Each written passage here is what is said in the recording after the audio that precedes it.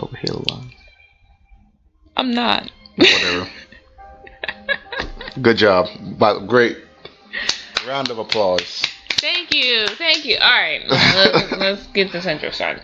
Hello, everybody. Welcome to Echo Underground. I'm Shanique. This is Mike. And on this podcast, we talk about music, movies, TV shows, and any other interesting topics.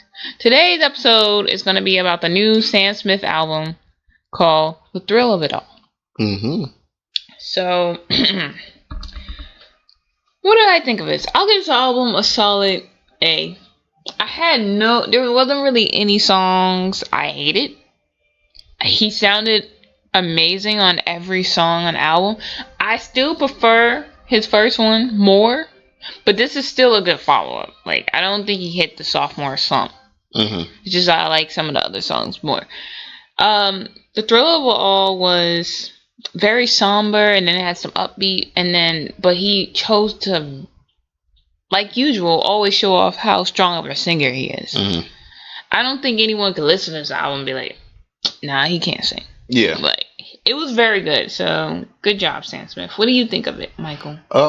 Somber all the way through. It was pretty good though, because it started that way and pretty much ended that way with like a few like spikes here and there, maybe like twice the entire time. It was really good. It's one of them albums where definitely about more showing off his voice than like, banking on the music behind him. But one thing I will say about this album though is that instead of banking on the music, to add to how the sound how the sound came out, the choir and most of the songs that probably popped in here and there, they were pretty good, and I appreciated them more than the music sometimes, because like they just had like a really good synergy. But yeah, all in all, pretty good album. Started somber, ended somber. It wasn't really meant to like be like a jump off type album. Obviously, if you know who Sam Smith is, he's a guy who's going to sing your ear off. So yeah, I'd definitely give this like an A minus. A minus. Yeah, A minus only because like I know it's a little. It will be unfair of me to say anything else because I know I pretty much said the same thing for what's his name, Rag and Bone Man. I believe one other person, for like people who were like I know who got bank on their voice, but like the voice carried the album, and that's perfectly fine. That'll still earn you an A in my book. But why the minus? Well, because nothing really like there's only maybe like my top three. I feel like my top three are the only three that like blew me away. Ah, gotcha. Okay. So that's where I'm at. Like, don't get me wrong. All the other ones are still like A worthy. I'd definitely give them way more than passing on those. But my top three are my favorite three on the album. Probably the reasons I will be coming back to the album. Unless I'm gonna like run through the whole thing again, because it makes really good ambient music if you're playing it out loud. If you just run all the way through. That's true. All right. So what did I say my number 3 is? So my number 3 is "Baby, You Make Me Crazy." Mm-hmm.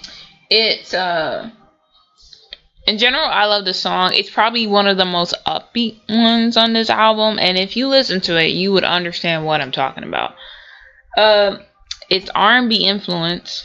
It's his high notes are crazy, and honestly, his high notes are crazy and all. Yeah, it's kind of his thing. But for me, I really noticed it a lot on this song. It's catchy, and I love the acapella he did at the end of it. So yeah, number 3. What do you have to say about "Baby Make Me Crazy"? It's one of the more upbeat ones for the album. Like, it's not like I won't call it upbeat, but it treads the line really closely compared to how the rest of the album sounded. Cause like the music kind of picked up with his voice, and that was pretty good. And nothing about this album. I'm gonna I'm gonna bring this up a couple times throughout this podcast. But this is one of the places where like, I thought the choir was like my most favorite in this song specifically. Yeah. Now, spoiler alert, this song is also on my top 3. So, what I'm saying about it now is pretty much what I'm going to say about it later. But yeah, this song right here is really dope. It's probably the closest came to being upbeat, and the choir right here, dope. Synergy. Enough said. Okay, so what's your number 3 then? My number 3 is actually One Last Song, even though it's the third song on the album. Yeah. Now, I believe this is my number 3. I chose this as my number 3 because it's just another one of those songs where like, the music, not necessarily the choir, went with his voice very well. Like they paired together so well. Like and I know, man, it's gonna be kind of repetitive for me to like talk about any of the songs in this album because I want to say all the time he knows how to hit fucking high notes. He's like the god of high notes, and like he shows it off here as well. And it's one of them things like it got stuck in my head. Anytime a song gets stuck in my head on your album, it's gonna probably be in my top 3 unless like all your songs get stuck in my head. Then I'm gonna have a dilemma. Yeah. And funny enough, that's my number 2. Ah, cool. So that's why I was like, it's my number 2. Might as well go into it. It's very soulful. Like, I think this is probably one of the most soulful. Because I know people call like Sam Smith like a very soulful voice, but for the most part I never saw his voice like that. But on this song, I actually agreed with people about how he sounded on this song. And it's kind of weird. It's called One Last Song, and it's basically a breakup song saying, this is the last song I'm gonna ever sing about you. Right. So I don't know who broke Sam Smith's heart. Yeah, heartbreak makes you sing good, apparently. I don't know. Hey, Mary J. Blige made a couple albums about her heartbreak. Adele. She was going through something. Mm-hmm. Yep, Adele too. She doesn't have happiness in her songs. There was the background vocals were pretty good as well, and the way he sang it kind of reminded me of like old school Motown. Mm-hmm. So it automatically attracted me because I like that type of sound, and you don't really hear it often. Right. So yeah, basically, even though kids these days, they don't want that. They want the broccoli. Starting to know my next bitch. They want that. Yeah, sure. These kids these days. Well, yeah, it's true. I mean, we're not kids anymore, but no, I agree. They'll probably look at our stuff and be like, "What is that? What is this ancient artifact? Put it in the museum." Exactly. What's your number 2? My number 2 is a song I just spoke about just a while ago. Well, you spoke about really, but it's "Baby You Got Me Crazy." "Baby You Make Me Crazy." Baby. I we literally spoke about it, so I'm gonna skip right over it. We can just go to your number 1. Damn. Which I think we might actually have in common. I'll be surprised if we don't. Alright. What is your number 1? No, just ask you what yours. I'm sorry, guess my number 1. Okay, I think it's No Peace featuring Yebba. No, it's not. Oh, interesting. All right. My number 1 is him. That's my honorable mention. Yeah, that's a really good one too. Yeah. So it is a little religious. Okay, so if you're conservative, maybe a little religious. Okay, it's full on because the song is basically about him asking God, talking to God, saying that he's not disgusting, he can't help it, but he loves this man. Mm-hmm. And this will not be a single because he needs to make money. So it'll not be a single. It will not. But it's a really good song. Even though personally I'm not like a gay person, I still think you can enjoy this song. He sounds amazing, and despite the topics, you're gonna enjoy his voice. Mm-hmm. And I love that he took a risk. Talk about something real that actually affects him. Mm-hmm. So it really drew me in. And what else did I say about it? The choir was on point because he did it a little bit kind of like a church feel as well. Mm-hmm. Not just by the topic alone, but by how the choir sang. And the song actually surprised me because when it started, I was like, what's happening? Then 10 minutes in, I was like... 10 minutes in? Sorry, not 10 minutes. 10 seconds, sorry. I was like, keep going. Right. I love this song. And personally, it's like my top 3 vocally on this album. But that's really hard to say because he sounds amazing. I wish I had his voice. I think I was telling Michael when we were listening to it, I was like, I wish I had his voice. So, is No Peace your number 1 then? Yeah, No Peace is definitely my number 1. Before I get to him, I'm going to say it real quickly. You pretty much said it. But, like, there's a definite strong gospel feel for this song right here. And it's like, it's pretty good. And if I'm not going to try to draw any line between, like, conservative Christians and anybody else. But like Shanique said, you're going to enjoy the song. Just listen to the guy's voice. Like, he's getting stuff off his chest on putting it on paper and, like, singing it out through a mic. And he did it very well. So there's nothing more to be said about that. But yeah, my favorite right now is No Peace featuring Yebba. Now, or Yebba, as Shanique says, because it's all caps.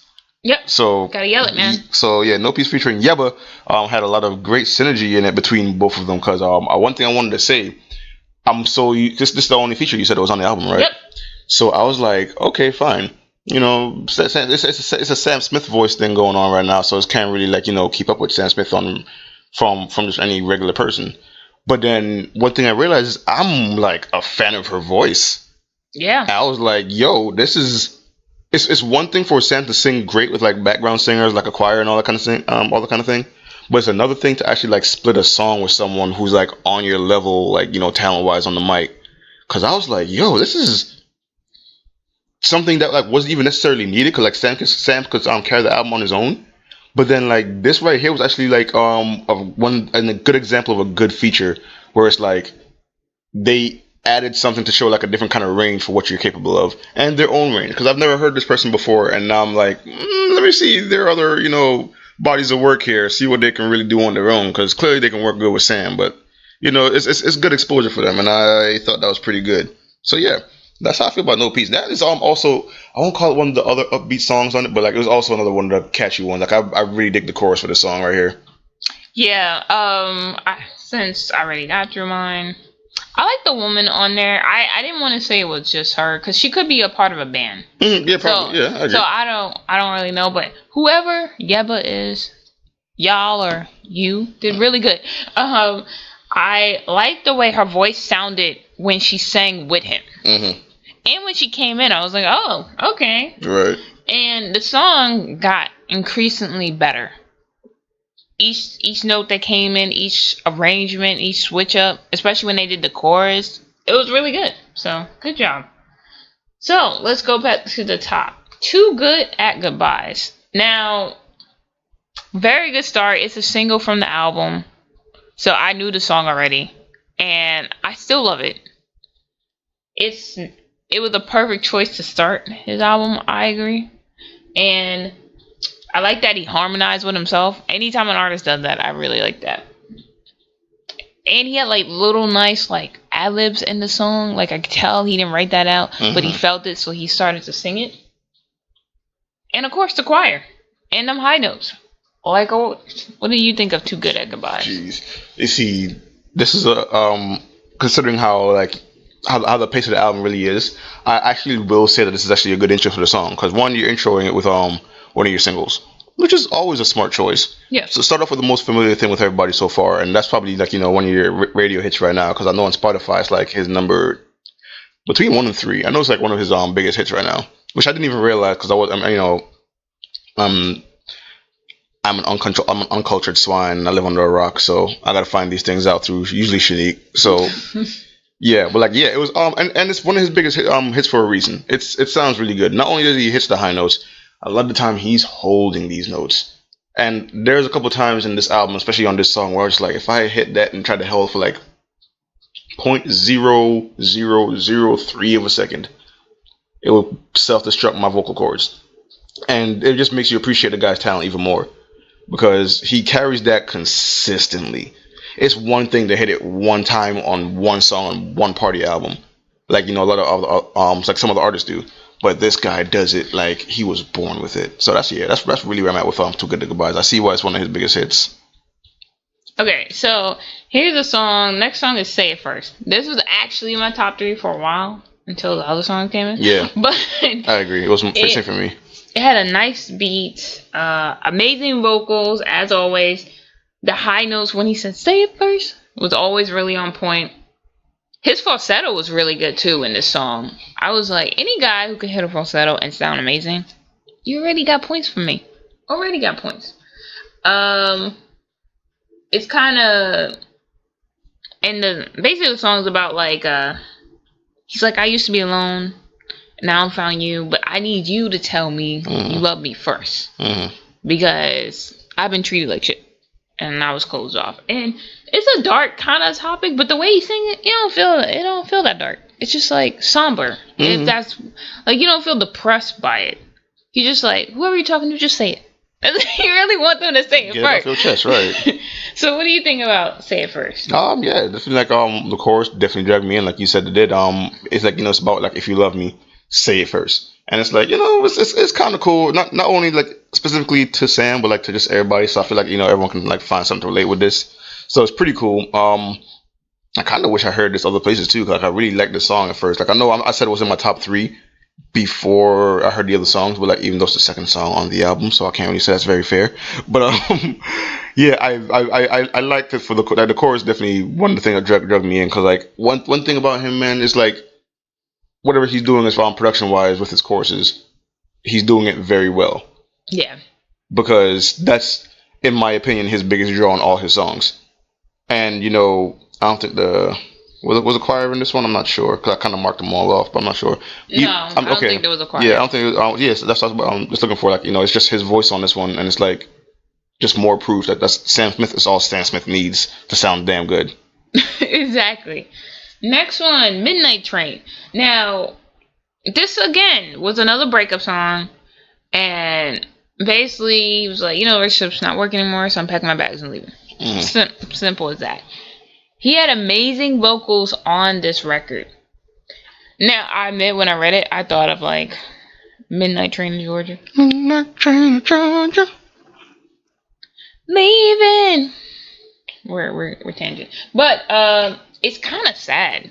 Like it went from One Last Song to Midnight Train. So he went from he's too good at goodbye. Then he wanted him to say it first. Then he was like, "This is the last song I'm saying about you." And then he was like, "Nah, I gotta go."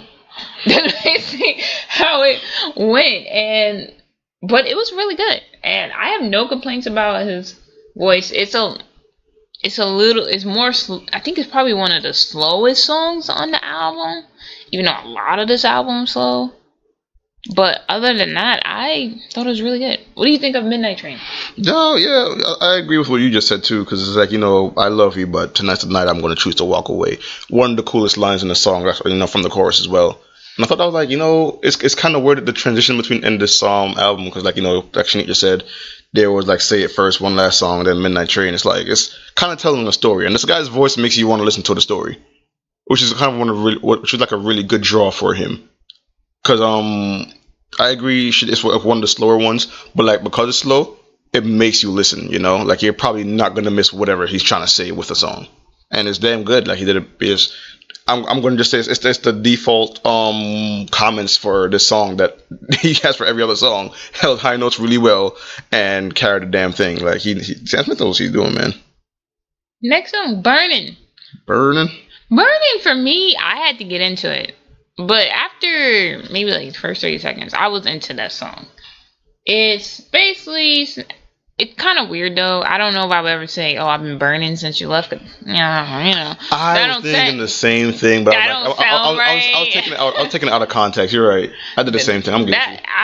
I would be mad too if it's the context I'm thinking about. But I think he means like, ever since you left, I kind of been in pain, something kind of like that. So it kind of switched because now he misses the person. This time, he's not leaving, the other person leaving. Right. So I'm assuming this album's about multiple people, which is good. Write about your experiences. Great voice. I love the song. The more it played, like, the further into the song, even when it ended, I didn't really want it to end, so I enjoyed it. And again, high notes, though. Like, for real. Lend me your voice for a day, Sam. Right. Let me record this album and make some money and never sing it. Just do a whole podcast in Sam's voice. Exactly. What do you think of Burning? Burning, I thought was cool the way it started, because it started in what I think would sound amazing for Sam, a cappella. Like he just had no music following behind him, because like maybe he was just like flexing his voice at this point. He was just like, yo, I'm just gonna like belt out some of these things real quick. Like it didn't last very long. It was actually very short lived, but it opened my eyes, and I was like, damn, like I would not mind hearing you sing a cappella. Like that's some shit right there. I thought that was very cool, and it let me know that he can definitely do it if he wanted to, which I definitely suggest he should. Now the chorus was in here once again. Sound great with Sam. And I feel like a church choir type voice like this is like the best thing to put with Sam's voice, because he sounds like he a church singer. So it's like, it kind of makes sense for him to go down that route. Now, what I ended up finding out about this, the whole burning thing was like he's pretty much like been smoking. I don't know if it's like cigarettes or whatever, but like he said, it was along the lines of him smoking. Getting tongue tied over here, guys. Excuse me. But yeah, like it's been burning since you left, and it kind of hurts, but. Once again, you get dragged into the story, and you can take whatever message out of it that you want. But that's where I'm at. So let me know, maybe in the comments or on Twitter, how you felt burning affected you. I'll work on it, guys. I'm sorry.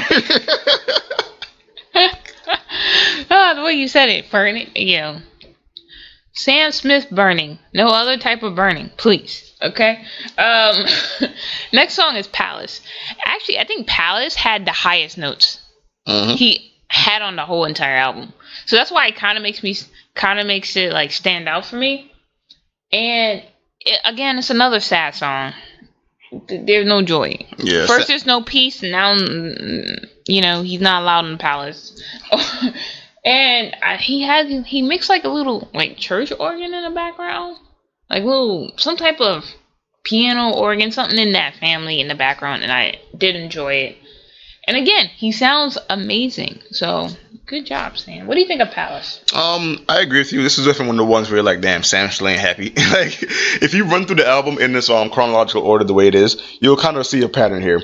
That like the more pain he is, the higher he sings. Apparently, I don't know. Yeah, but it's like I don't know why it took me this long into the album to figure this out either. But like he seems to be that's the case right here. Like. And which is not necessarily a bad thing. I mean, bad for Sam because I want him to be happy. But like, he sounds really damn good. But when he's sad, yeah. Like I'm sorry to put it that way, but like, he does sound good when he's heartbroken, and it's pretty damn good. Like, I agree that the high notes in here were pretty crazy.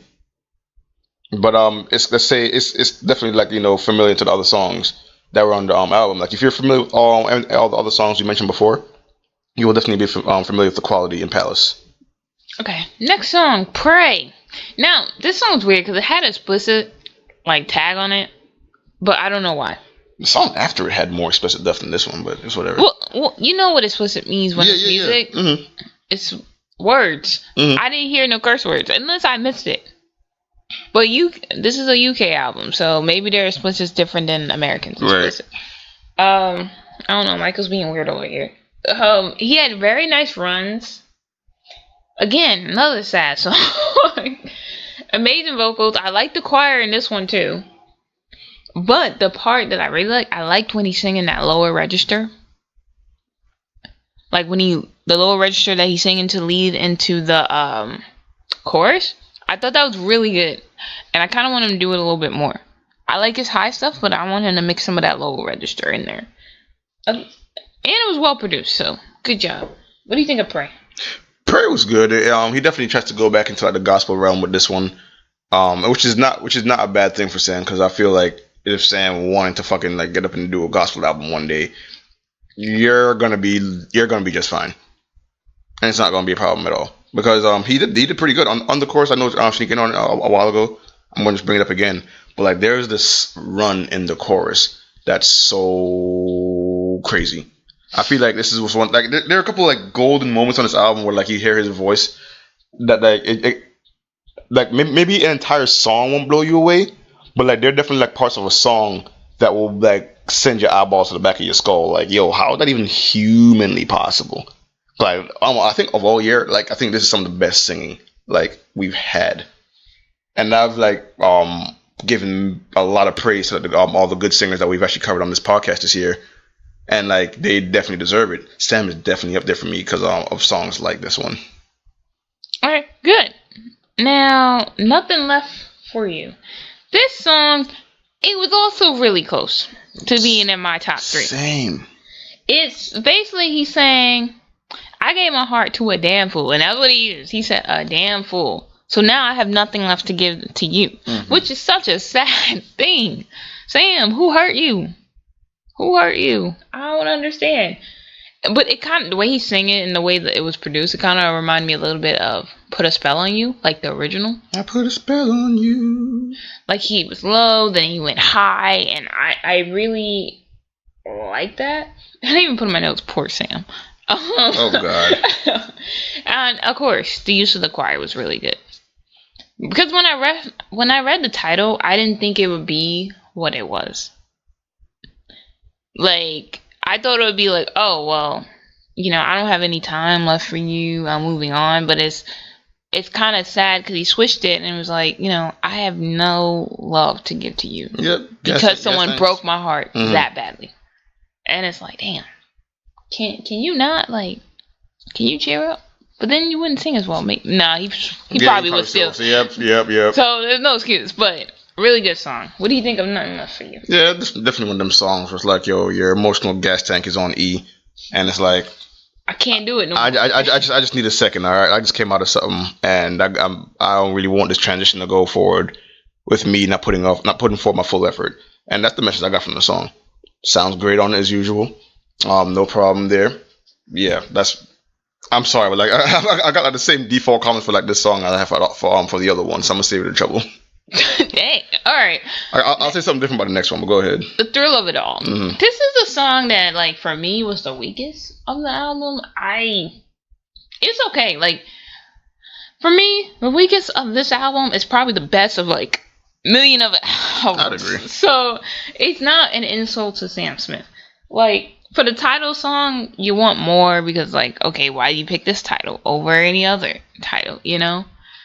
And it was, if he didn't sound as amazing as he did on this track, I probably wouldn't like the song. So yeah, that's all I got to say about The Thrill of It All. Now, you know me, guys. I like the first, last, and title song if it's included. Because not all albums have title songs. And then this one, I feel similar to Shanique. It's like, he did very well to me. Like, considering the pace of the album, he did very well to me as far as like introing the album. And I know I'm going to say outroing the album, even though we're not there yet. But like, I feel like he did well with that one too, considering the pace. But like, as far as the title of the album goes, wasn't really super big on it. Like, because like all the like, you know, songs that weren't like titles or singles or whatever, like they were so damn good. I was like, damn, the title's gonna be some good shit. And then and maybe, you know, it might be me setting a pretty high bar for myself and then going into the song and then, you know, not getting that bar set pretty you know, met.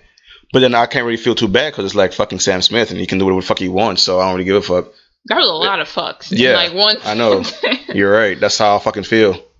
Fucking get over it. Anyways, he's fucking rude. The Thrill of It All is actually a good song, but it's don't take my opinion for it as like you know, set in stone, because I set bars high for title songs. I know that's like a silly thing to do. It's a Michael thing. All right, you're probably gonna listen to the song and probably be your favorite because it's definitely worth being someone's favorite out there. It's just that damn good. Okay, Scars, which is the second last song on the album. I actually really like it for some odd reason. Like, I like the message of it. He's like, you know, he's thanking his mom. He's thanking his family members. Mm-hmm. Saying, you know, hey, without you, I wouldn't be me. And I like the message of that because sometimes life sucks. Sometimes you need to go through shit. And then you become a better person or a worse person, whatever. But it makes you who you are at the end of the day. So I do like the spin on it. Because I admit, when I saw the title, you know, I thought of that Papa Roach song. Immediately. I was like, tear my life into there's worlds away though, but yeah, I see what you're saying though. He was trying to help her. She didn't want to listen. If you saw the video, she burned his house down. But anyway, overall, he sounded amazing. It was a good song, and I kind of knew where the last song was gonna be because of how Scars was set up. Mm-hmm. So yeah, what do you think of Scars? Scars was cool. It's pretty sweet too. Like, you know, it's talking about how like certain things are cleared up some of his scars, and you know, if you hear me talking about a song like this, like as far as like his details and all that kind of stuff, it's called the song Drag Me Into It. Like he told a story, right? Yeah, he's varied with his topics. It's not like, you know, a lot of the songs was like just about like a girl, or in this case a guy, or, you know, just some like love ache or something like that. Like he actually has some, like, you know, some good variation with his songs, like as far as like, you know, his faith, his love life, you know, getting healed from like the past, moving forward with you know, not much left in his heart. Like I like his range of, like, you know, things to talk about on his album. And I feel like Scars definitely showed that too. And that's kind of where I'm at with that. Because I'm like, you know, 13 songs in, I was like, he's probably running out of material soon. And then I got proven wrong. So yeah, that was pretty good. And then the last one, the final song of the album, drumroll, One Day at a Time. It was very somber. Yeah. Like, it was saying, this album's going to be over. Mm-hmm. It's a very good closing song to this type of album. I don't think it'll work on every album, but the way he sets up his album is almost perfect. So when you listen to it, you're like, yeah, this is the right way to close it. I would close the song with this album. I had no problem with it. I said that wrong. I would close the album with the song. Mm-hmm. Why are you looking at me? No, because that's literally what I have down in my notes. I'm like, what the hell? Yeah, I was like, did she look at my notes? No, we just think alike. Okay. I was like, what the hell's going on here? I was like, no, she was in my phone. How the hell does she know this shit? Like, she said it almost word for word. I was like, no, something's wrong here. He gave me the ill look, like I stole his word. Like I reached into his she over here plagiarizing, guys. Apparently. Fine. I won't keep going since we have the same thoughts. Yeah. Go. No, that's really, you already said everything. I was like, yo, for an album, I was like, yo, the album was like, slow paced, like only had like maybe 2 spikes where like it actually picked up. But like as far as what it was, like it made sense for the album. Like normally I like, outroing with something to like, lift my spirits a little bit. But Sam Smith kind of has that voice where like I choose him to sing me to sleep. I don't give a fuck. But and it's like, yeah, like this it just fits perfectly with like the actual like, flow of the album. Like it ended where it kind of needed to, and like it's on a song called One Day at a Time. Like it's just letting you know to like pace yourself. I'm not talking about this in relation to the song's pace, but saying just pace yourself at the end of the day, yo. And it's at the end of his album.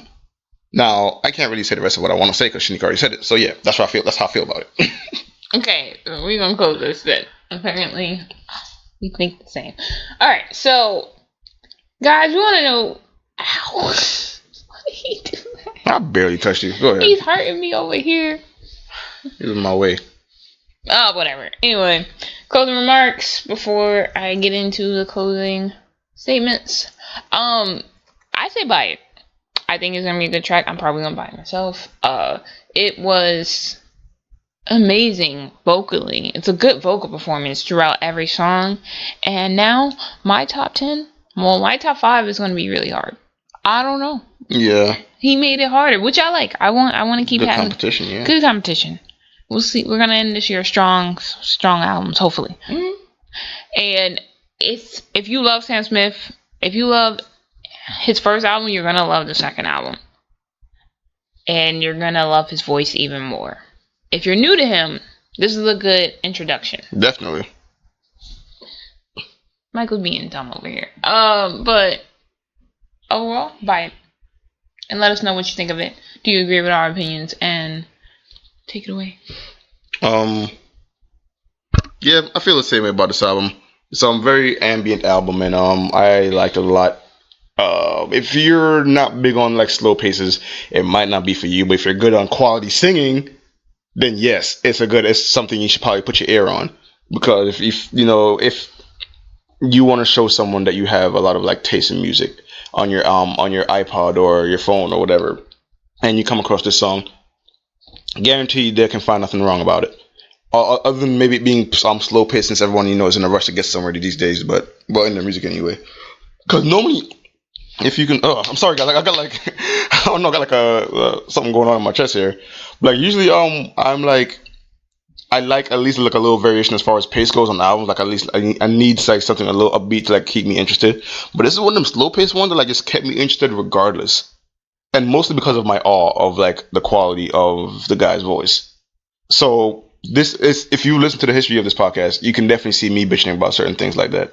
But I'll definitely make an exception for Sam Smith because it's that damn good. And I'm not just kissing ass here, guys. He's that good of a damn singer. Okay. Dropping the dams, man. Must be serious. F-bombs and dams. You must know I mean it, man. Okay. So, guys, we want to know what you guys think of this album. Do you agree with us? Were we too generous? Were we right on the spot? Or were we out of our damn minds? Let us know what you guys think. You could email us at echoundergroundpodcast@gmail.com. You can also comment and like and follow at like we're on many social media apps at Echo Underground Podcasts, including Facebook, iTunes, and obviously, YouTube as well. And you can tweet us Echo U Podcast because we read tweets.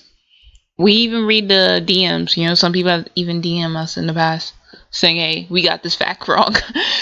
We'll read all those comments and we want to hear from you guys. So see you guys in the next episode. See ya.